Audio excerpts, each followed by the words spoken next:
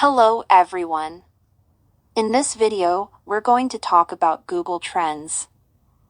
Google Trends is a free tool from Google that allows you to check the amount of searches for a keyword on Google within a specific time frame. By using this tool, you can track the search trend for different topics and use it for planning and optimizing your content. To get started, go to the Google Trends website, enter the keyword or topic you want to search for, and set the time period for your search. Then, examine the search data in different charts and tables.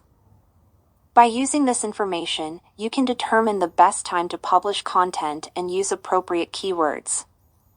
Now let's do a quick experiment on Google Trends.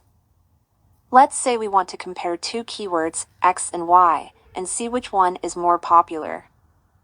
Using Google Trends, this is very simple. By entering the two keywords in Google Trends and setting the time period, you can compare the search volume of each keyword.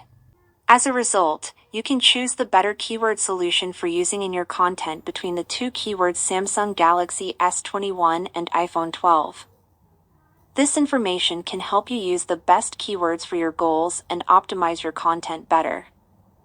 We hope this video helps you use Google Trends effectively.